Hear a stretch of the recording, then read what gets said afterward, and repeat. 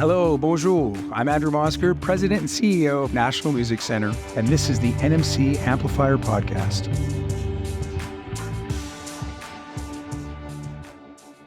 I was always kind of had that driving me. I was always kind of a relentless kind of pushy little person because I just thought like, I can do this. I've got it and more. But then what I was doing, even as a cameraman, I was doing more things on the side, like, more things in front of the camera as well. So Moses was like, I don't know what it is about you, but maybe I need to get you on my airwaves. Well, I'm really excited to welcome Tony Young, also known as Master T, to the Amplifier podcast here at the National Music Center. Thank you. Here at the Amplifier podcast, I like to interview people that have done and continue to do inspiring things in music for the ecosystem, wherever that ecosystem is, here in Canada or around the world. And sometimes those people do things in front of microphones, and sometimes they do things behind microphones. But regardless, they do inspiring things to build the ecosystem. And you have done so much building in your career. I've been a fan of yours really forever. And we've known each other a little bit. Yeah. And we ran into each other at Canadian Music Week in Toronto this year, just in the lobby of the hotel after some sessions. And started our meeting. I was chasing you, man. I was looking for an autograph. Just to give those out. and just wanted to reconnect and say hi. And, as I always do at National Music Center, meeting people who have done inspiring things in music like you have for so many years, I wanted to tell you about National Music Center and just about who we are and what we've done in the 7 years that we've been open, and to try to invite you to be a part of it in some way, shape, or form. So that brings us to where we are here today, here in Calgary, and my office here at National Music Center, starting this podcast. But certainly a little bit about you. I mean, you are an incredibly well-known figure in the Canadian music scene, a VJ and host. You were one of the first people to work at MuchMusic as a camera operator in 1984. Yeah. And eventually you stuck around long enough that they offered you a VJ position. Yeah, Moses couldn't deny me. He couldn't deny you. And when I was preparing for the interview, I wasn't surprised that you did everything on your show at the beginning. Not only were you the host, but you were also the producer. Yeah. And so we're going to get into that a little bit. Sure. I really wanted to spend some time getting to know you. This is really about your story and everything that you've done for the Canadian music scene. And earlier, before we started recording, you're about music. You love music, but in particular, you've done a lot to champion hip-hop music in this country for decades now, and you continue to do that. And so we'll talk a little bit about what we're doing to celebrate this incredible milestone that we're in the midst of right now, the 50th anniversary of hip-hop. The real day, as you know, was August 11th, 1973. And here at National Music Center, we want to honor and recognize and celebrate that incredible milestone by bringing you out and sharing a national spotlight on the local scene, the regional scene we have here in the prairies, specifically where we are here in Calgary. And for you to, spread the love and the magic that you do so well, Tony, anywhere you go. So it's a real honor. So please welcome Tony Young, a.k.a. Master T, to the Amplifier podcast. Wow, that was a serious intro. How do you feel to be here? I feel great. I mean, met the NMC team. We had a meeting at Studio Bell there, and that was incredible.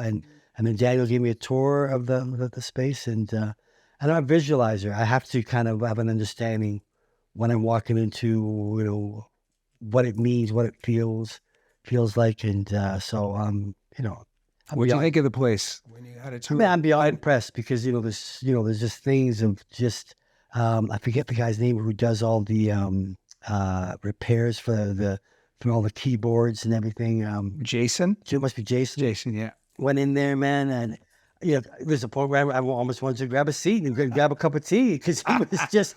And I just said, tell him he's just so passionate, and just the fact that he was working on a 16-track, 2-inch, I guess, tape thing, tape machine, and you're looking at this thing, first and foremost, it's just, an incredible piece of machinery. But then he's just explaining, trying to get it working and get this going, that going. And it's like, oh man, it's just, and then the Tonto. And, You're one of the most infamous synthesizers really of all time. And it's here. I mean, it's here. There's some things that are in here. Like, I mean, I said today, how did you guys hook this up? Well, knowledge transfer, I mean, in the case of Tonto, you've got Stevie Wonder, you've got the Isley Brothers, Quincy Jones, among others that have used that synthesizer, in its day when it was first around in the 1970s, 1980s, and so on, long before it came here.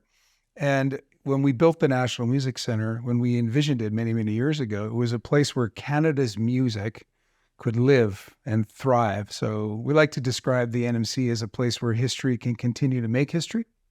So when you bring in historical things, people that have or instruments or stories that have some sense of the history of musical history, then what we try to do is use that to inspire the next generation, right? To get involved, whether they're artists or people who join the music sector as, become, an online broadcaster or potential platform VJ. Right. Or someone that wants to be an artist or a creator or a producer or a studio engineer. So what you can achieve here when you come to National Music Center is a sense of the past and what it means to you today. And hopefully it inspires you to get involved in the music sector and in the music ecosystem. So we keep all those instruments alive so artists can continue to use them. Artists and technicians can continue to use them. And because we have this reputation of looking after historic equipment, people find us. Sometimes instruments find us. Tonto found us. Wow. Its former owner, the late Malcolm Cecil, Robert Margoloff was the co-creator, but he's still alive. But the former caretaker, Malcolm Cecil, who had it in his home in Woodstock, New York for many, many years, reached out to us before this building was open because he had heard about our reputation, about people like Jason, and our team that knows how to look after historic instruments, how to care for them so artists can continue to use them. And Malcolm, in those days, when I first heard from him, he said this to me: I don't want this to end up behind glass. And I've heard that if it ends up in Canada at the National Music Center, then technicians and artists will get a chance to use it. So we're a charity, so we raised some money and we were able to acquire it from him, and now it lives here at the National Music Center. So that's a bit of a long story, but that's how Tonto came to be. And, maybe Roxy has a future home here. We're going to talk about it because I think what's super exciting about the show we're doing tomorrow is the several conversations we've had about the 4 pillars of hip hop. And you were really, emphatic, if I could use that word, about this is how we can pay homage and tribute to the pillars of what together are hip hop culture. Right. And when you started as a VJ back in the 1990, right? Yeah. I mean, you were seeing these elements still forming, and I'm a music technology guy. That's kind of where I came from. So I was really into, hip hop culture back in those days. The boombox was a piece of technology that had a fundamental impact on the culture because the boombox it was portable and you could take it to a basketball court and break dancers could play anywhere. Right. And so that's a piece of technology that had an impact on the culture. I'm fascinated by that kind of stuff. Right. But when you were seeing, when you were doing in the early days of your show, what were some of the things that you remember most about those elements forming, the MC, graffiti, breaking, and so on? What do you remember from those early days?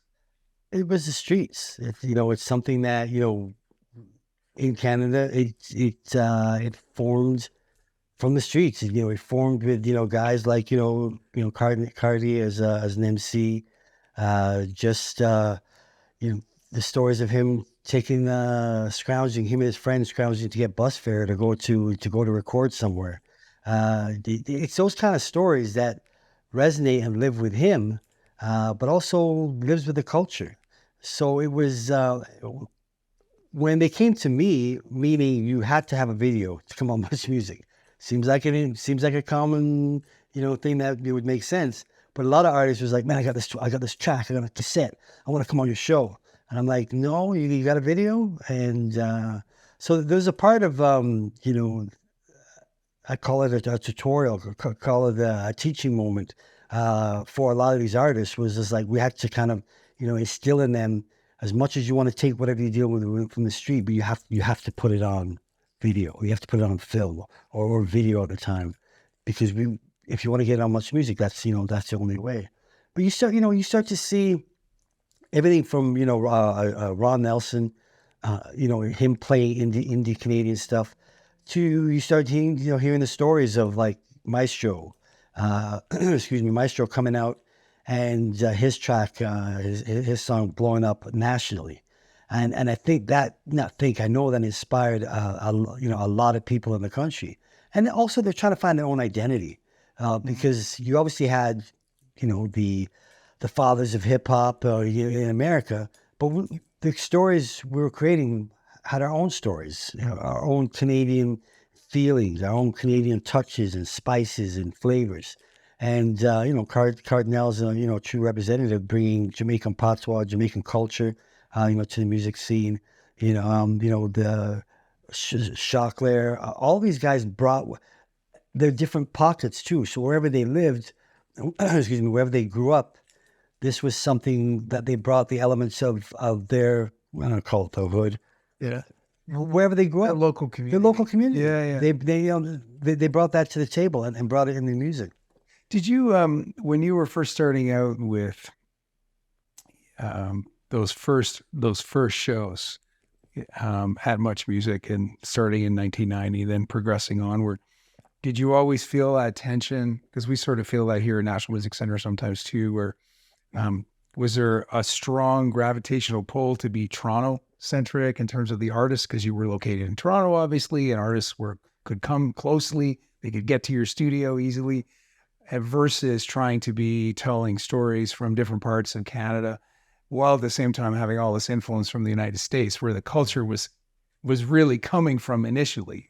Some of those early artists like the Sugar Hill Gang, obviously the early Run DMC, of course, Public Enemy, all artists releasing records and videos in the 1980s, really.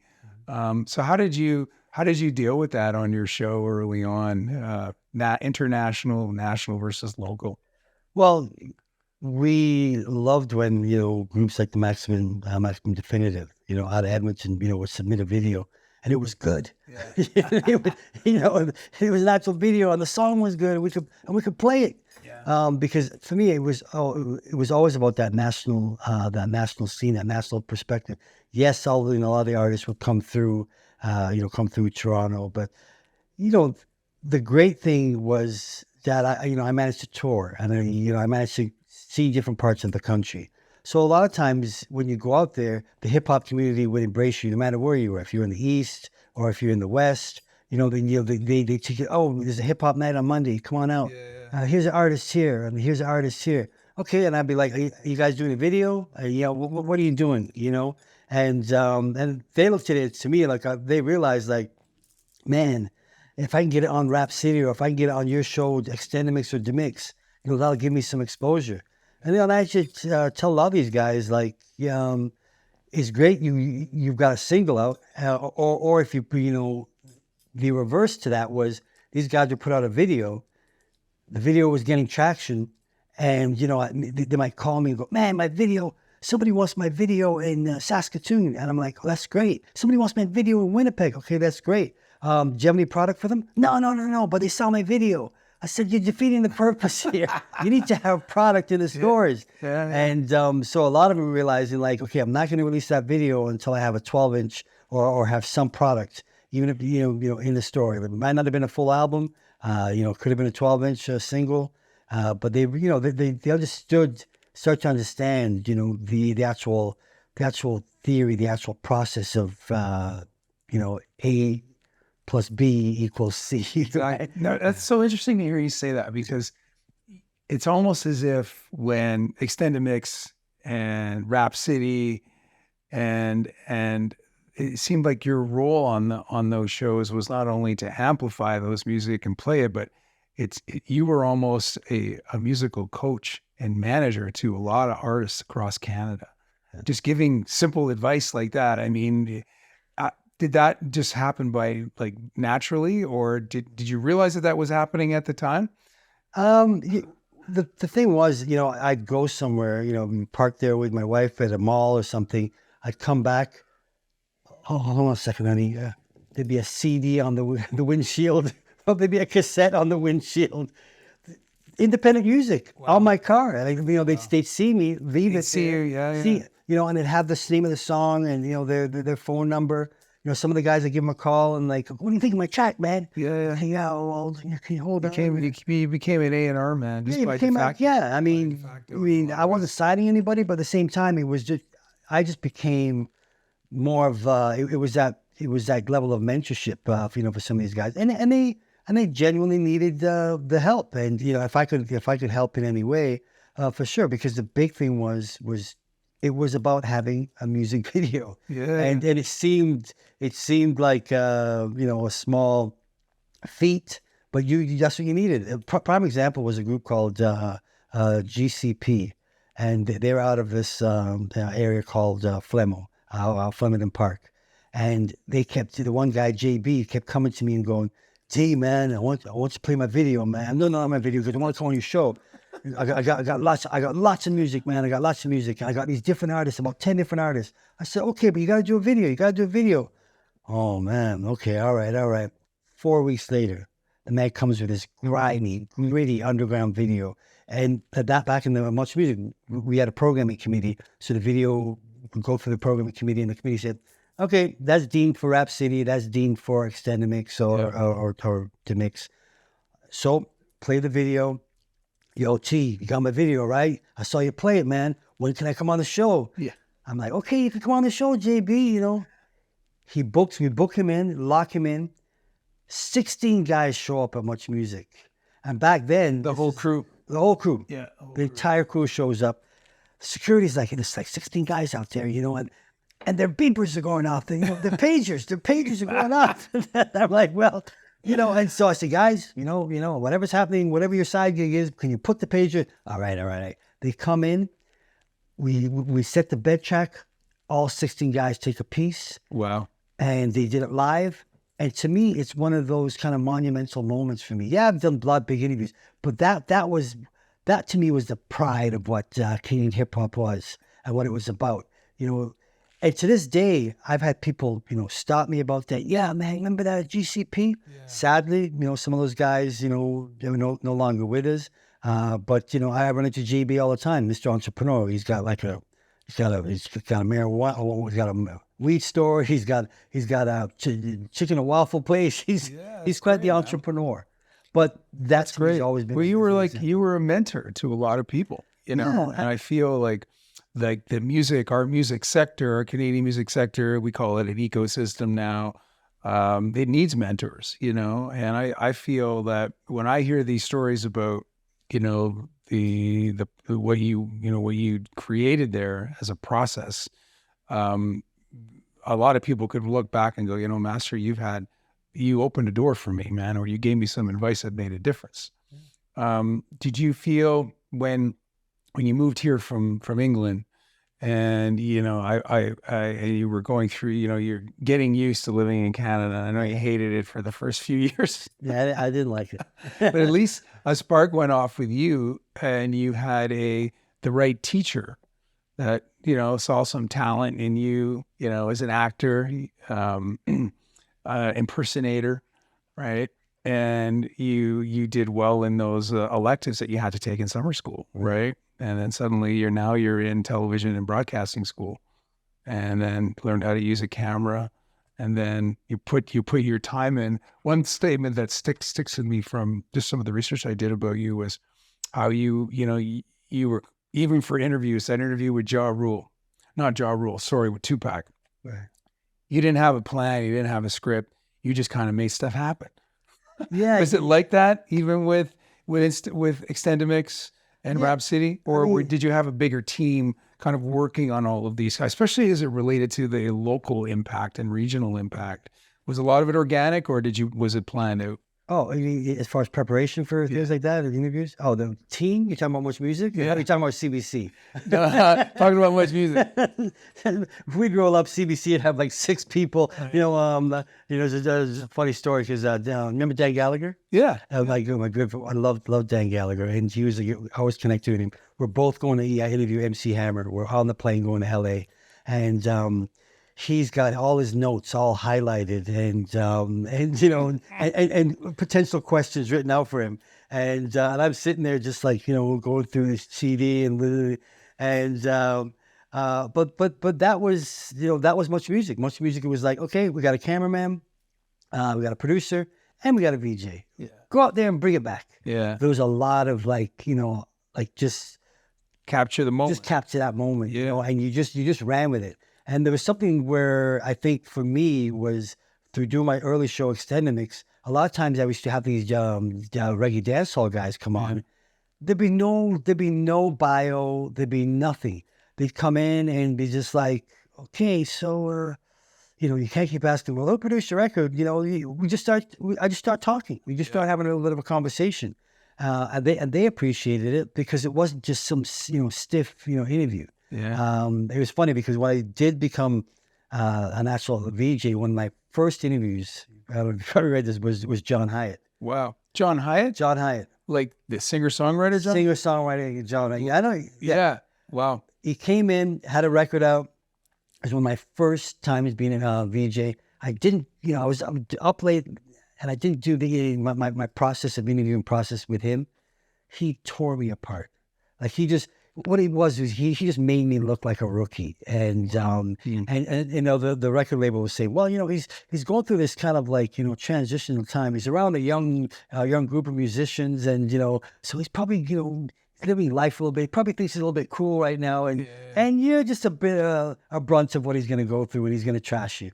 And from that day, I remember watching the interview back, and I'm like, that will never, ever, ever happen to me again. Wow. I was curious about moving from Leeds to England where you don't know anybody and having to kind of adapt quickly, making friends, getting to know new people, a whole new environment, winter. Right. And then, deciding that, okay, I'm going to do this television and broadcasting course, and just, you were passionate about it. So you just kind of dived in with both feet and both hands and just made stuff happen. And do you feel like that experience of having to adapt, learning how to adapt at a young age to a whole new environment helped you as a VJ and as an interviewer in the circumstances that you were in? Did any of that help you at all in sort of dealing with, this sort of hip hop scene that was just emerging at the time, that was kind of very organic and just unplanned in a lot of ways? I think I think there's a certain part of it. You don't kind of tag it and recognize that this is where I became really adaptable right here. A lot of it was you just went with the vibe and you went with the times. So when you had a lot of the promoters, hip hop promoters, bringing people like Run DMC, Pete Rock, CL Smooth, Farside, Brand Nubian, all of these, Public Enemy, bringing all these groups. I remember these guys were there was an era where record labels would have a grooming for their artists. So like a person like Mary J. Blige, she ended up going through a grooming process because she was just too hood. She was just too street. She said, we got to put you out in this interview, but we're not sure if we're going to do, Vogue or whatever, because, Mary, depending on how Mary feels, Mary might not feel it. Yeah. And it was the same thing for these hip hop artists. And a lot of these hip hop artists back then, they wouldn't even a lot of times want to talk to a white journalist. Yeah. Because it was they were that entrenched in the culture. I understand, yeah. They automatically said, you know what? You can't relate to what I've been through. You can't understand what I'm going through. As time progressed, you start to realize, these guys like Method Man. I mean, Method Man's, he's a straight up Hollywood star now, right? Yeah. LL Cool J, Hollywood star, but they're still hip hop, and they still went through that whole period. But there's a certain point where, I won't say you had the upper hand, but you also realized you had to understand where they were coming from, and you had to connect with them. And all they wanted was that level of respect, that you understand my music, you understand what I'm trying to deliver. Because a lot of times they were misunderstood, and they were misjudged. Yeah. The society misjudged them. You're from the hood, so everything about you is from the hood. Yeah. But your lyrical base is changed somebody's life. So yeah, it was a matter of them just becoming aware of that conversation, and probably came from the base of me going through my own level of transitions. Yeah, it's really a significant transition to be uprooted as a teenager. Oh man, and I was a brilliant soccer player. Yeah. You were a brilliant I was a soccer brilliant. player. I was supposed to go try out for Leeds United, the premier team. They had a youth academy, and I was supposed to go that month to try out. And then my mom goes, "Oh, we got a visa to go to your aunt and uncles in Canada." I'm like, "What the? What am I doing? Yeah. What am I doing? What am I doing?" Did you ever have an interest in? All people have an interest in music to some degree, but when you were still young in Leeds, in England, did you ever think that you'd end up in music? No. I thought I was going to get into more trouble and more trouble, but I can't even say that. I enjoyed music because my father was like a true West Indian father. It was about the record player, and on Sundays and the weekends, these guys worked from Monday to Friday, and on the weekends, man, they put on their music in the house and dance and get down. Or it was about going to a basement party. Yeah. And as a family, you would go and say, "Oh look, Winston's having a basement party," and you'd go there. They'd have food, and my dad would give me some Guinness Stout. I was like 8 or 9. Have some of this. Yeah, have some of this. And, oh man, your dad was living in the Bronx in New York. Because he had moved to New York City. Yeah, my right? parents divorced. Yeah. So your dad you were visiting him there, and when you think of the roots of hip hop in I think it was West Bronx where Herc lived. I think I'm not sure if it was South Bronx or West Bronx, but you had some connection because of your family to really where hip hop really came from. Right. Were you exposed to that at all through your father? Well, it wasn't for him exposing me as much as it was the environment exposed me. Yeah. Like a lot of guys, if you talk, a lot of people, if you talk to me, we all had family. It seemed like every black person had family in New York, in some part of New York. And that's where you embrace, you didn't have a choice but to feel it. It wasn't until I was probably older that I understood, man, when, Grandmaster Flash and the Furious 5 broke, every single store, from WBL, the radio station, WBLK and WBLS, it's like they played these songs. I don't know what the rotation was, but it seemed like they were playing the same damn song every 5 minutes. Yeah. So you would walk on the street, and it'd be just a whole feeling. It was just the track it was the soundtrack. Easy. Every summer there was and every day I'd go visit my dad and my grandma. It was a soundtrack of what came out at that particular time. And your dad had his own record collection as well. Oh, my dad, which was pre-hip hop. Yeah, my dad. You were exposed to all of that as well. What did your dad like to listen to? He was a big jazz guy. He would put jazz on for us to keep us quiet and just relax us.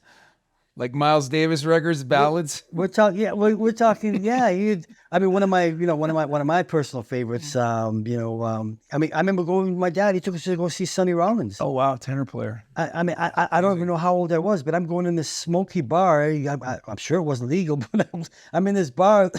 Where's Sonny? In New York. In New York. It was amazing. And I've seen him live. It was amazing. And Sonny Rollins, and then I fell in love with for my dad's records and older stuff too. But Grover Washington was one of my favorites. One of the Giants too. One of my favorites. Yeah, so when these people talk about smooth jazz, I can't stand them because he is the iconic smooth jazz guy. I don't want to classify him as that. He was just incredible. I remember going to see him and I'm playing on Ontario Place in Toronto. Wow. And I called my dad and I said, "Dad, I saw Grover Washington." I just started crying. Oh man. I was just crying because it just meant so much. So you had all that influence from your dad and, being in and around, Toronto at this time, and then the first real music station, obviously off the heels of MTV's creation, being launched in Toronto. And you tell a story of your perseverance to get a job there, just as a camera person. Tell us a little bit about that pressure you put on whoever was hiring for that gig and how you got it. Well, I started actually because I worked for this station called Channel 47, which was a multilingual station, and I was a videotape operator there. And my brother was a cameraman at City TV at the time, which is a sister station. And then he's saying to me like, "Hey, there's this new station coming up," and I'm like, "What station?" It's I think it's a video station, but they're looking for videotape operators. And at the time, I love my brother, but I didn't want to work in the same spot. Understand? And I'm like, I love you, man, but I don't want to be in the same gig. And so then the thing was I was making 12.5 at this one job, and I thought I was doing okay. But then Much was paying 17.5. I'm like, damn, that's some man. I mean, my girlfriend at the time, I said, "Baby, come with me, roll with me. Look, look at it. Look what you got here. I'm making some big cash." And so they were looking for a videotape operator. I got the job as a videotape operator, and I was doing that for about a year and a half, loading all the music videos, recording shows after. Then a camera position happened, and for MuchMusic, and I was just pushing to try and get that gig because I got turned down a couple other times, and eventually I managed to get a camera. But I was always kind of had that driving me. I was always kind of a relentless kind of pushy little person because I just thought like, hey, why would you shut down the fact that I can do this? I've got it and more. So you need to. But then what I was doing, even as a cameraman, I was doing more things on the side, like more things in front of the camera as well. So Moses was like, I don't know what it is about you, but maybe I need to get you on my airwaves, because he loved the fact that if you were in his building, that he thought that everybody in his building should be knocking on his door to be on his airwaves. Oh, so he could say no. Oh, really? Wow, that's interesting. Yeah, no, he did. But I think he just loved the fact of it's organic. It's a community too. It's a community. Yeah. Do you remember your first show you did for X-tendamix? For X-tendamix? Yeah, I do. Well, before that, I actually I shot a pilot for the show, and which was back then you heard of television pilots, right? Yeah. So I had this, and I was still a cameraman. So I had this idea. Much had a 3-hour slot. We were thinking about doing something like Electric Circus, like a dance show. I came up with this concept. I said to my wife, I said, "I've got this idea. I got this keyboard sampler idea. I don't know where it came from. And I know now it was higher than me, because as the Dream Warriors said to me one time, they said, you were the first, Alexa, you were the first, she was the first Siri." And I'm like, I didn't get it at the time. Yeah, I mean, I should have patented that damn thing. But yeah, so I said to her, "Look, I've got this idea." And so we did this pilot, and got the keyboard sampler, and she was Roxy. Moses gets it. John Martin, he got the show as well. The tape took 6 months, and they gave me the green light. The very first show I did was I pre-taped it. Yes, I think I pre-taped the show, and I kept on saying, "The one and only. The one and only. Hey, what's going on? The one and only. Hey, what's happening? The one and only." And my wife came to me and goes, "Why do you keep saying the one and only?" And I go, "I don't know. I was just nervous. I don't know. Was it my first show?" You're just practicing. I was just practicing. Rehearsing. So she said, "Okay, here's what we're going to do. We're going to create a catchphrase." "What's the catchphrase?" "The one and only, stupid." So we came up with this novel idea, because the show was 3 hours, and it's like, okay, what's the catchphrase of the day? We said the one and only, and I think we had like a little prize or something. I think I had X-tendamix T-shirts, and we created this little catchphrase and it was just a new thing that we added to the show. And there was lots of little new things, like a new video if it was a new video that we were playing, it was called A Fresh New Vibe. It was we got 2 videos of the same artist back to back. It was a 2-play. So we kind of created a whole new language, a whole new identification. And was Roxy part of the early beginnings of your? She was the very start. She was from the very She was start. very, very start. What did you use? Tell us what you use. Who was Roxy? What was Roxy? Well, Roxy, the thing was, I think it was for my own ego that I didn't want to have a co-host or somebody else with me. Okay. And I wanted the show to smell and stink of me. Okay. And that was part of my whole mandate. And keep in mind, for a year and a half, I was still a cameraman producing the show. So Roxy was, she was like the keyboard sampler, but it was my wife's voice that I recorded on the Roland W30. And so it would be like, and the challenge was the process to record it at the time was you had to get everything perfect. And if you didn't, you had to go back and record. So if there was 13 little samples, and if you messed up one, we had to go back and record it. Right. So sometimes we were going till like 2 a.m. trying to get this damn thing recorded. So, but her voice, she had this very unique voice. And so it'd be like, hey, I'd be like, hey, what's going on? How y'all feeling? Master T coming your way. What's up, Roxy? I'm fine, T. Who's on the show today? Bobby Brown. And the thing was, I speak of Bobby Brown. Bobby Brown came in there and he's like, who the hell is that, man? Because he kept playing it. And it just kind of resonated. It was something unique. It was something different. And then plus I was, a frustrated actor, so I was doing different characters. And I had they gave me a 3-hour slot. Amazing. And in 2 weeks, the show had a sponsor. It was sponsored by Mars Bar. So yeah, wow. And he was making the money. The thing that I found fascinating about the Roxy story was the Roland keyboard, right? The sampler. Right. Like here at National Music Center, as you have seen, you did the tour with Jason, we have a lot of samplers in this building. Keyboard instruments that go back, like the early samplers, the Emulator 1, which was 10 years older, came out in 1980. Wow. We've got the E1, the E2, the E3. We've got a few other pieces of gear here. And, when I reflect back on, how hip hop came to be as a musical form, right? Mm-hmm. And technology, which I think it seems like you just sort of embraced it because you just described it. I wanted to be my own host. So I'm going to get this sampler to be my co-host. Mm-hmm.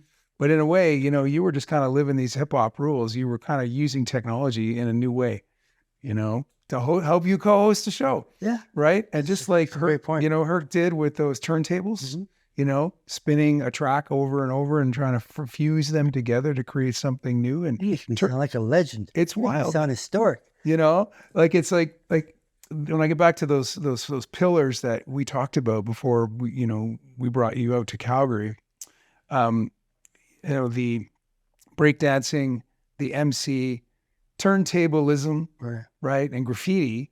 Like I look at turntablism as, all technology, right? The turntable was the catalyst, but the sampler was super important, man, to the evolution of hip hop to this very day, and I just found it really interesting that you actually incorporated it into your show, not really knowing you were doing that. You know it's what? So honestly, wild, man. Okay. This is, where is that rolling keyboard? It belongs here. I have it. I have 2 of them. It belongs in a place like this. You just made me have a Oprah aha moment right there. Did you? Honestly, because I never really thought of it that way. Mm-hmm. I always thought of it like, here is Master T and here is Roxy. But you're right. I mean, it was something. It was that, innovation, using it to actually be a presenter. Yeah. And the thing was, I'd never seen it. It wasn't like I saw this guy in the UK do it or someone else do it. I never saw anyone do it because a lot of times people couldn't figure out how I would, program it or do it. And I think also it was this connection with my wife, obviously. The fact that we could, relate and connect. And, sometimes she would say things that were just real fun and just grab people's attention. But yeah, that use of, and I think also I've always been that guy that's been, I always like to say, on the street. As much as I'm a VJ. I mean, I was walking through, the NMC, having a great tour, and this guy, nervous, hey, Master T, I'm just here with my family, and the dude's probably in his 40s or whatever. Comes, man, and that to me is like the most humbling feeling. Is I'm here in Calgary, and I've touched somebody, and I clearly and I said, you come to, oh man, I'm coming to the show tomorrow, don't worry. Yeah. But yeah, it's just like, it's that level of impact is, it's very humbling. Hey, sorry for the interruption. I just have a quick favor to ask. If you enjoy the show, please take a moment to give us the highest rating you can on your podcast app. Or if you're watching on YouTube, please give us a thumbs up and subscribe to our channel. It really helps us out. National Music Center is a registered charity with a mission to amplify the love, sharing, and understanding of music, and we rely on donor support to achieve this mission. If you like this show or anything else that National Music Center is doing, please consider leaving a donation by following the link in the description. You've been part of the whole trajectory of hip hop in this country, and again, I whether it's embracing a technology for your own show, Right. like you did with the creation of RapCity, Right. and to just bringing all of these very young artists at the time from Canada, from either your neighborhood or other neighborhoods across Canada, to try to legitimize this art form, right? Because as you know, hip hop's all like rock and roll. In the 50s, people thought rock and roll was a passing fancy and it wasn't a legitimate art form. And of course, they were wrong. And the same is true with hip hop. Hip hop is the biggest musical form in the world today. Countries from around the world rap in their own language. There's indigenous hip hop now. I mean, it is a musical form that has, taken over. Taken over is not the right word. I think it's exceeded the expectations of a lot of people who maybe poo-pooed it early on. We're like, oh, that's just a passing. Oh, for sure. And that ain't going anywhere. But it's helped democratize people's voices, because of the means by which hip hop is created can be in some cases simple, right? Yeah. So what tomorrow for our event tomorrow, Right. which I'm really excited about. Me too. I'm so grateful that you said yes when I said we should do something, or you said to me we should do something, and I said yes, or we said yes together. We kind of met each other together, yes. And I'm The thing is, I couldn't do it without you. Yeah. So the thing is like you in your own head were willing to do something, and that to me that's hip hop. That's at least saying, hey, I have this platform, I have the space, and I want to open it. Yeah. And let's do something with it. Well, I can say that the National Music Center is for all music, and hip hop is part of Canada's music, and the National Music Center is to be on the world stage with all the rest of the nations around the world who celebrate their music. And hip hop we have a history of hip hop in this country. We have incredible artists, young and old, who are doing amazing things. And you've worked with many of these artists, so I really felt it was important to bring you here to help bring some of your energy, and experience to tell your story and help attract, young artists who have certainly heard of you, but maybe never had a chance to meet you, and to see what kind of support and encouragement you could give them, like you've been doing for so many decades, clearly with so many artists. So why don't we talk a bit about those 4 pillars again? I've alluded to some of them in the course of this interview, but when we were on the phone, you were really emphatic about it, So the 4 pillars from Master T's perspective, they are. Well, it's I don't think it can ever really change. I mean, some people say there's 5, and the 5th one is knowledge. Okay, and the knowledge part is it's a social conscious movement through activism, through us sitting down tomorrow at a round table. That's all. I look at that as being a knowledge base. And then, the other 4 elements, obviously, as, the MC, DJ, graffiti, breakdancing, they're all, it's not going to necessarily change. Those are all still the 4 elements. And it's not changing. And it's how it's represented. And I think one of the important things for me is, and I did a show on RapCity when I took over RapCity later on, was where I actually went to different cities throughout the country because I traveled, as I mentioned before. And I did this series called RapCity is Hip Hop in Your Town. So, I came to Calgary and would go to the club where, some of the hip hop artists were performing, talk to the DJs, talk to the promoters, and we created a special. And I remember, how excited, the Calgarians, the Calgary guys were like, man, we're going to be on, man. We're going to be represented. And that to me is the same thing here. It's like, I'm going to come to town and go, okay, yeah, let's bring in all these, rappers and from everyone from the hip hop community from the East. No, let's show what's here. And working with Benny J and collabing with him, I call him the Alberta hip hop Rolodex. Yeah, yeah, he knows everybody. I said, young cats, go Google Rolodex. But yeah, no, it's making sure that we represent what is here. So the round table is a very diverse round table. Anywhere from Jesus, to Prophet, to Kid T, Tamia, Cartel Majas, Sergeant Commerce. Yes, a lot of Sergeant.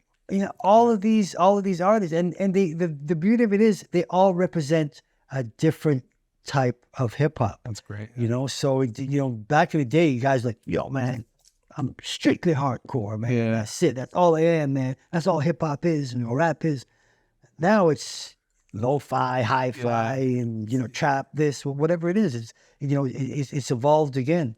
So representing that, and through the conversation, also obviously having the breakdancing, DJ. My wife went blank. DJ. Oh, DJ. Our DJ. For tomorrow. Pump.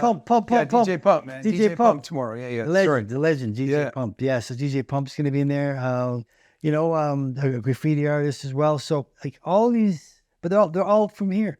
Now, when you were, and that's super exciting, and all of those, like the hip hop culture is just so multidisciplinary, right? When you were doing RapCity in various cities across Canada, were those four pillars always part of it, or was sometimes with it just focused on one aspect or two aspects of it? We tried to cover all of it. Yeah, that was one thing that I remember going back in the day, was trying to cover different elements of it, because when we went out west, we connected with the Rascals. The Rascals they've always represented. I would probably say the Rascals are probably the one group that's always represented. The four pillars of hip hop to this day. And no one can ever take that away from them. And so you try to reflect and show the different elements from different parts, and it's not in the masses, but at the same time there's hip hop everywhere, and not saying that some of these guys have put music out and they may not have put music out, and that's also why we had the MC contest as well. Was because let's get someone to have a submission, 1 to 2 minutes. You gotta incorporate the 50 years of hip hop in there. I love that idea. Yeah, incorporate 50 years hip hop, and you gotta incorporate, give it a Western vibe. And me and Benny went through the 14, the submissions, because we only gave him, it was like basically had a week, and it's all a cappella too.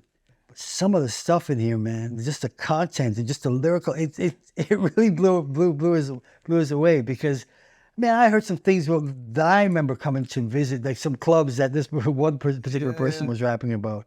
And so that's exciting. Exciting. I don't know if you know this, they're going to record with a producer right here at NMC. I am aware of that. Oh, you are? Yes, yeah, Thank goodness. I thought I tried to slip it under the rug. And 100% supportive of it. Thank you.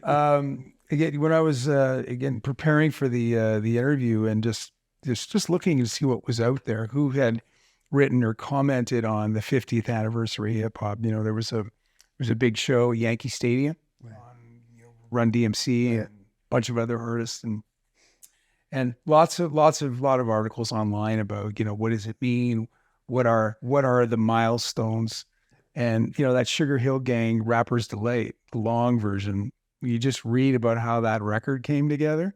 It's pretty fascinating, because it was really just a combination of trying to find some people to freestyle, you know, and with no advanced planning of any kind, you know. Yeah. And that record had was a watershed, right, for so many artists that, wow, what is this, you know, and what is this art form? What is it? And next thing you know, they're selling copies of it. So I think what you and Benny have envisioned for the 50th anniversary here, having those artists from local here just come up with some tribute, is really fascinating to see. It'll be fascinating to see. It'll be more fascinating to hear it. Yeah. And just for your point about what they say is, I think, really exciting too, because as I was reading about Rapper's Delight, and there's one line in it that, you know, everyone has an aunt that makes chicken that tastes like wood. Because everyone in their family has a family member that can't cook. They can't cook. They can't cook, right? But thinks they can cook. Thinks they can cook, right? And that, you know, that is just such an exciting spirit of the whole, you know, the whole hip hop spirit, really, you know, just talk about what you know, right? Tell us about what you know.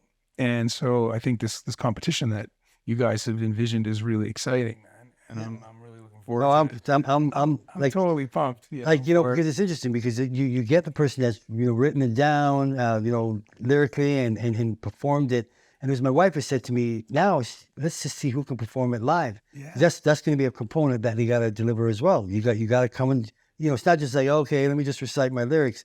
We're looking for performance and the audience. True hip hop, the audience is going to be they're going to be the judges. Yeah. So you're going to get that. We're going to get that interaction of them kind of going like, oh yeah, well we like this. No booing going on, but they're gonna react to what they like. Yeah. So and I'm going to, you know, let them know. You got to listen to the lyrics.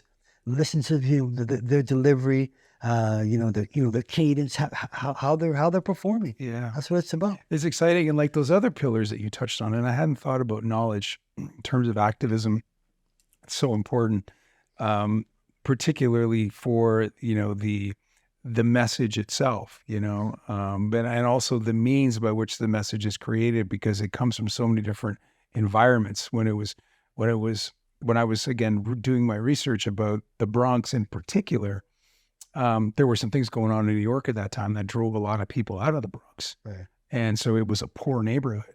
So with few means, this art form came together, you know, because of the scarcity, really, of the means, you know, and using just old turntables to create a beat, you know. And I just think that sort of tradition of scarcity in a lot of ways continues, because when you think about all these years, you know, whether it's graffiti with spray paint cans, right, back then, to dancing wherever you could find a place to dance on the street with a piece of cardboard. You put a piece of cardboard down and just so you didn't hurt yourself, right? Boombox. And a boombox that was portable.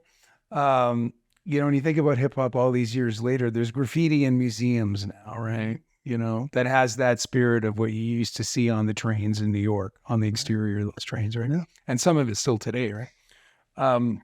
Breakdancing. Breakdancing, Olympic sport. Olympic sport. It's an Olympic sport. I'm telling you. Yeah. I mean, you know, 2024. Yes. Incredible, right? Yeah. It's an Olympic sport. There's a guy that cuts my hair here in Calgary. He's from Afghanistan, and he has been trying to get onto the Canadian Olympic breakdancing team. Oh, yeah. You know, and, you know, every time I didn't realize there was, I think about it. You know, yeah, there's an actual Canadian Olympic team. Wow. Yeah. And he's like, you know, every time he cuts my hair, we're always talking about music, right? He goes, man, you work in National Music Center. I go, you know, I used to be really into hip hop into the 80s. He goes, I'd show him a picture of me and like, you know, some of the Shinehead, because I met Shinehead back in the 80s, and, you know, Public Enemy. I've got some pictures of me with Public Enemy. He goes, man, you actually met those guys? I go, you've been into hip hop that long? Because he's like half my age, right? But when I say to him, I go, man, it's so inspiring that you're training. He's like working out, going to the gym, practicing, going to throwdowns in hip hop, because he's trying to make the Canadian Olympic team. I just think his name's Farzam, you know, and he's he's on his Instagram feed here in Calgary. I always watch him. He goes to these hip hop events, you know, where he's got his routine and he's working up his routine. You got to see him come out. You know, hopefully he shows up tomorrow. So hip hop is an Olympic sport. graffiti, the beauty of that graffiti can be seen in art galleries and museums now. The turntablism has advanced and progressed into, people are licensing beats now, right? As you know, and the complexities of beats now are even more complex than they've ever been musically, but in an inspiring way, Sure. it's so exciting to hear them. And then the MC, right? And the rise of women MCs and a more diverse culture. What are your thoughts on sort of the, what we're seeing in this diversity movement that we're in now, and where other communities are starting to embrace hip hop? Have you had, what are your general thoughts on that? I think, the fact that, for the Junos, Havaya Mighty winning, and she's also Polaris Music Prize. That's right. As well. She won that. I remember, interviewing her at that time, and just looking at him like, this is like $50K. You just won 50 grand. Congratulations. Congratulations. She goes, yeah, I could just go back and record more, And what was amazing about her was I interviewed her a couple of times to the point that she said, you know what? I love Long McQuaid. I've been there for a while, and, they've been really good to me. But I quit, and I'm gonna focus. And it's very rare that you can say for Canadian artists, I'm going to quit my 9 to 5. Yeah, quit my day gig. And I'm going to actually get out there and just do.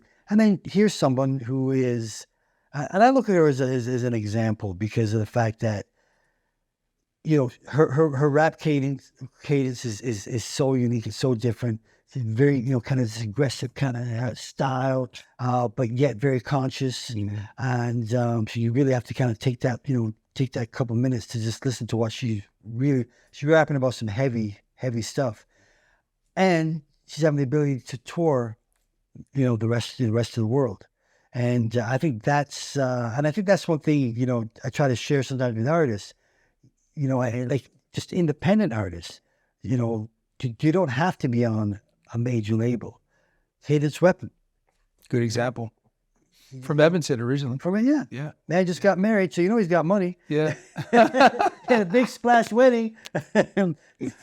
I ain't feeling for that Canadian independent thing anymore. But no, I mean, he you just look at what and I interviewed him probably 4 years ago, and he's still going, and he's still doing it. And I love when an artist can carve out something for themselves, and also that makes them very unique, very diverse in terms of what they present, and can live and can actually eat from it. Make a living from their art form, which is what we all, I think, that's want from the artists that we work with. I mean, you certainly had a big impact on that when I was watching the Junos 50th hip hop tribute this year.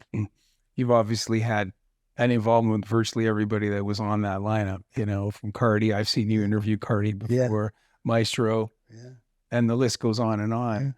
Yeah. How do you feel looking back at all of those artists now and the role that you had in helping promote what they do, and even in some cases help them and mentor them in different ways? Just like you mentioned with Javier. I think that's like you gave some advice there.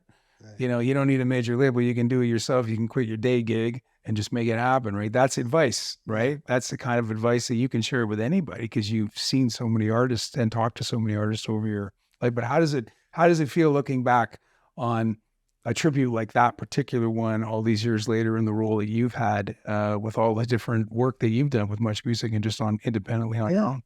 Makes you feel old. You're still young, man. Hey, thanks. You're still a young man. A sense of pride, a sense of the fact that, a lot of these guys coming up as artists, like Michi was one of my original guests on X-tendamix, Michi, me, and DJ LA Love. You have, Cardi coming on there. Cardi's brought up the story before, but I ended up cussing Cardi. Like, back then on X-tendamix? No, like, this is the thing is, he shared this story a few times, but I ended up cussing him out. Him and his boys were there to pre-tape something for RapCity. Producer, original creator Michelle Geister, Michael Williams. They were sitting. Him and his boys were sitting there, and they were sitting by my desk. Yeah, there's about 10 of them, right? Typical hip hop kids. They're sitting by my desk. I'm doing something, running around, and at the time, I knew I was a unique figure because I wasn't presenting things the way it was presented to them, on a regular basis, what they thought they were used to. But I knew they watched me every weekend. I knew a lot of people did because the show was a popular show. So I must have heard something. Somebody must have said something, and it traveled to me or whatever. And I don't know exactly what it was, but I heard them diss me. I walked over and I said to Cardi, I said, and as Cardi said, he came over and cussed me in some Jamaican patois, and cussed me out. And I looked at him, I said, do you know what it takes for me to sit at that desk? Do you know what it takes every week for me to put the music together? Do you know what it takes for me to get that music and put it on the airwaves and fight for Black music? And they were all quiet. And so there's a part of me that I thought, like, that's it with Cardi. Then it was like a higher level of respect, and like he's almost like one of my youths. He's like one of my kids, and we have such a bond. We have it's such a connection. I remember seeing the video of my Goodbye Blocko 2001, and he was interviewed, and just what he said. But he took it to heart. He understood and realized, like, look, and the joke of it was, might not have been about 2 months, 3 months later, I had him come on and do an end around. Him, Solitaire, Julie Black, the whole circle came on, and that's one thing I never did. I never held anything against, the community, because what would happen is, if I shut that person down, I shut down X amount of the music. I understand, yeah. And but he got a lesson, but it is a proud moment to see, like, DJ Mel Boogie, because I know she was one of the curators, Maestro, all of them. Because also what you have to think about too is, they're not like 25, they're not 24 years old. So the way they see hip hop now, it's on a whole different level. Yeah. You look at Cardi. Cardi's the global head A&R guy for Def Jam. Yeah. You look at Maestro. He's in New Brunswick. He's out east. Got his cooking show. He's acting. He's doing. He just brings all these different elements. Chaclair is doing stuff. Socrates is just coming back. I just did a thing with Solitaire. Solitaire just released a new track. So the hip hop is still there. It just doesn't stop. I mean, even for me to be here in Calgary, this is to me a hip hop moment. It's like it's a special moment, because I know that I feel there's going to be an energy. I can feel the vibe. Even just working with your crew, and because I know this isn't wrong. Not that you don't do it every week, but I know you guys don't do this every week, and that's not out of saying, oh, but you should. This is out of saying, like, even though we don't, we're going to embrace it. Yeah, man. Because back in the day, that's what would happen with, as they call the gatekeepers. They didn't give a crap or shit about our music, didn't care about us. Don't get me started on commercial national radio, in this country. Because, they could have and should have played a lot of our music coming up, and they didn't. And to this day, they still don't. Yeah, that's unfortunate, And exactly. I think part of the reason why we're here, and why the National Music Center is here, is because it's about all music, and I think, Black music from this country, hip hop, R&B from this country deserves a platform. It has a platform around the world already, and Canadians need to understand where it comes from, what its roots are, and who its people are. Yeah. And that's what we're committed to here. That's incredibly important to us. And so I'm just so delighted that, you're here and we're having just a really genuine conversation about, about your life.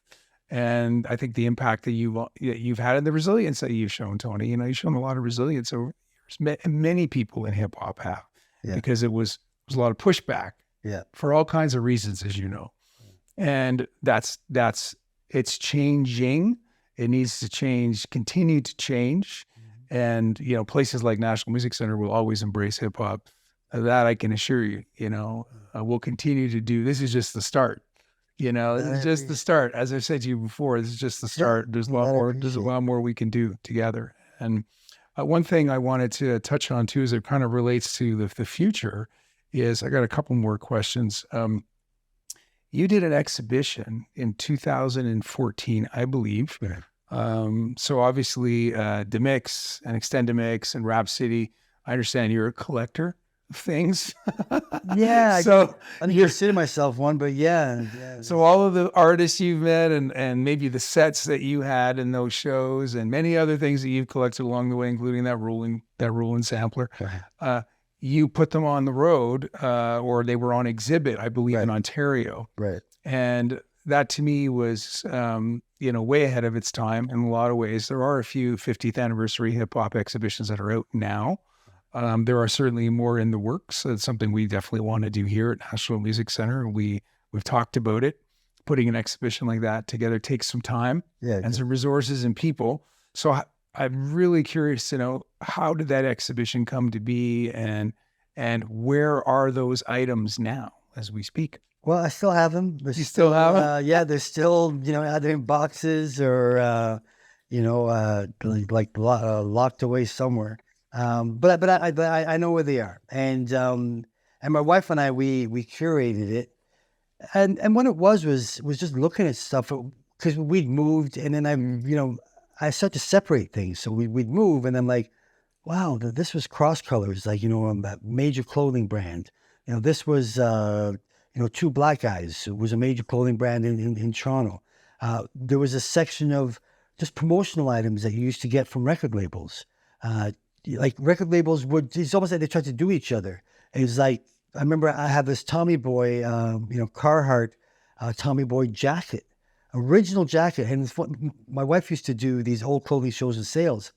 And I actually had it on the rack for her to sell it for like $75. Wow. And then for some reason it didn't sell. And I'm like, oh, that stupid person. Then I realized this is history. I'm keeping it. I'm keeping it. What happened to me? Maybe Google wasn't working that day. I don't know, but that was a part of history. The classic jeans suit that you're wearing right now, very, very flash, by the way, very nice, very slick, very stylish. But the hip hop jeans suit that came out in the '90s, it was big baggy pants, the big oversized jacket, the big T-shirt was like a XXX T-shirt. I actually wore it for a '90s event, and I still have those clothes. And so, it was the clothing. It was looking at magazines like, Canadian magazines like Pound, Peace Magazine, Word Magazine, all these Canadian magazines that delivered hip hop, Rap's Source, Vibe. Because remember, I remember going to a school, and I would say to the kids, the young cats, so how do you get your information? If you want to go buy something. I'm like, God, I just go on my phone and just, H&M, and just knock it on your phone. I said, well, back in our day, we would get these hip hop magazines, and the hip hop magazines would feature the latest sneakers or the latest hip hop gear and the latest independent music. That was our source. And they're all like, okay, yeah, whatever. The biggest item after I finished talking was that they were picking up the magazines and touching them and looking at them. And I looked at the dates, and one young lady came up to me. She goes, can I take a picture with you? And it was Lauryn Hill. And they said, look at the year, 1999. Wow. You weren't even a thought in your mommy's. Your parents weren't even, you weren't even a thought. But that was history. And the fact that it was tangible to them, they could pick it up and they're like, wow, look at these clothes. Look at these shoes. Yeah. And so it related to them on that level. And that's where, the exhibit thought was. And it was also playing back VHS copies of some of the shows. That's a great idea. VHS tapes. My mom, I'm going to tell you now, love her. She recorded the majority of my shows. So I have on the at-home VHS. VHS. Yeah. And sometimes it throws me. I put it in. I go, I don't remember that guy ever coming on. But I go back and I look at how much Canadian support there was through those shows, and even just compiling, just the Canadian. There's Cardi performing live. There's Misha performing live. Yeah. There's Maestro performing live. Rascals came in there performing live 2 or 3 times. Mastermind, all of these guys, and so there's a part of me too that just has this idea of a visual of the music, but then the other thing is the commercials. Yeah. '90s commercials, like from that era. Because when I sit there, all the record labels, Universal, Sony, BMG, they all marketed. So you'll see straight up commercials for Jay-Z, straight up, for DMX. They had budgets, they had a VO guy, they created, they created these marketing, and MuchMusic was the source. Yeah. So You have an archive of all of that. well, that's the thing, yeah. How many shows would you say, individual shows, roughly, if you count RapCity, DeMix, and X-tendamix?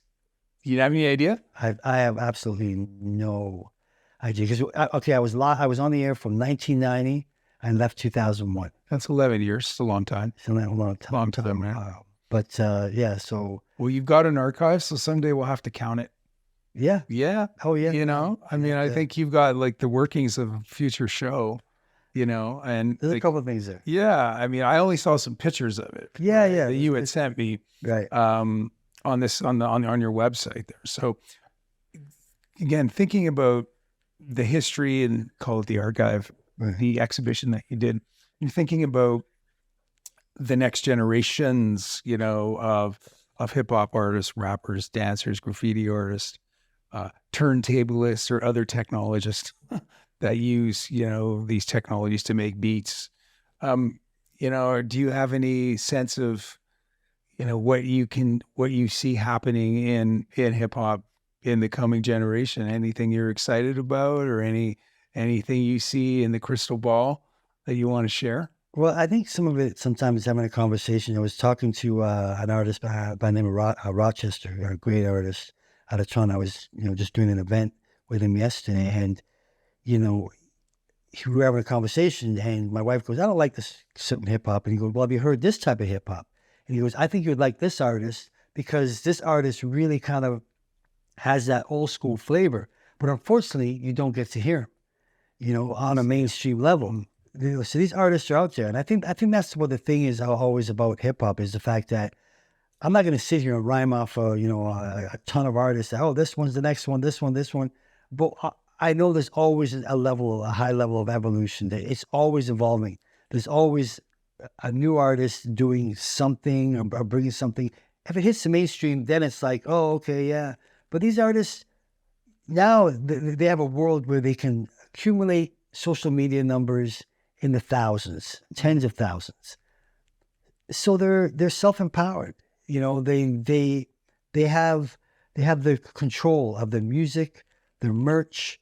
If I want to tour, I want to tour. If I don't want to tour, I don't want to tour. If I want to put a concert, I forget the name of this one artist he said this artist bought a house, and he just has concerts, these hip hop concerts at the specific. Sure. So we thought, like, oh, is that where he lives? His own venue. He created his own venue. Wow. And so he can apparently his venue, he can hold like 5,000 people at his venue.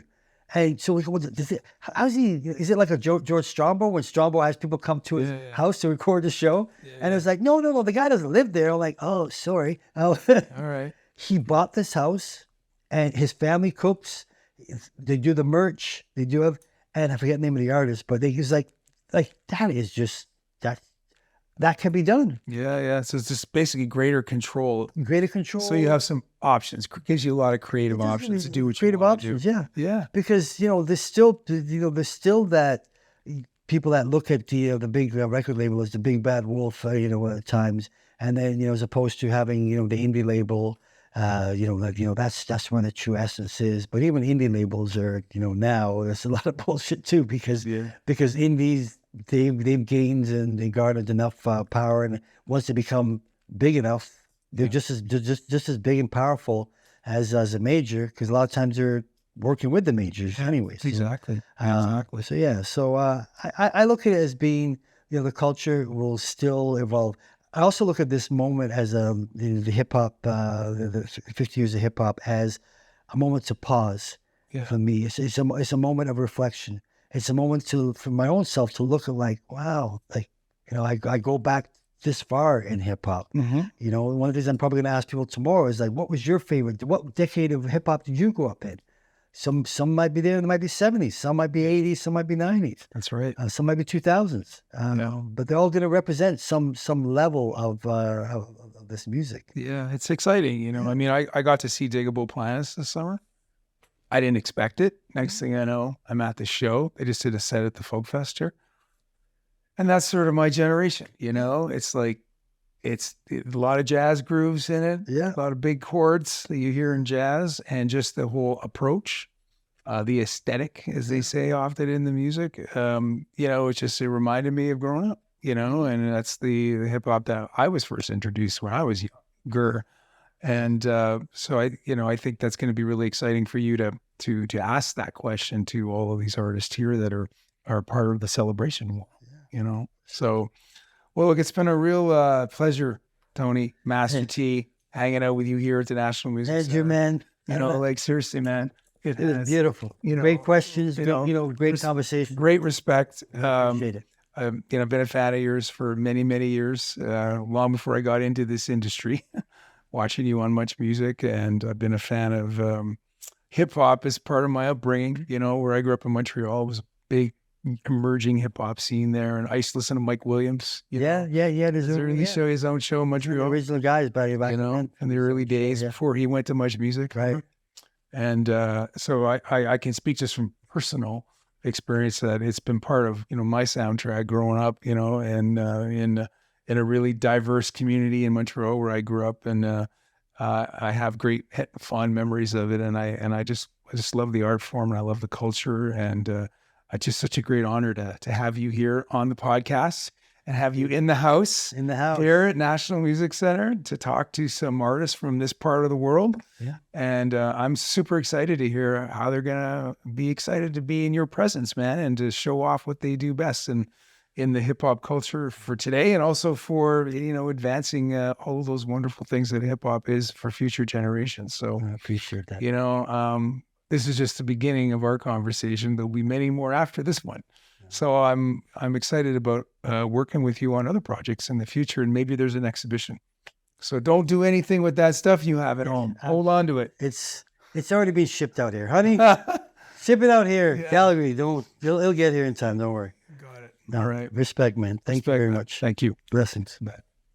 Thank you for listening to the National Music Center's podcast, NMC Amplifier, with me, Andrew Mosker. We have lots of other great content online for free, including live performances, videos, articles, podcasts, interviews with artists, and more. Head over to amplify.nmc.ca and check it out. National Music Center is a registered charity with a mission to amplify the love, sharing, and understanding of music, and we rely on donor support to achieve this mission. If you like the show or anything else NMC is doing, please consider leaving us a donation. NMC Amplifier is recorded on Treaty 7 in Mohkinstsis, Calgary, Alberta, Canada, at Studio Bell, home of the National Music Center. To learn more about National Music Center, go to studiobell.ca. Thanks again for tuning in. Until next time, au revoir.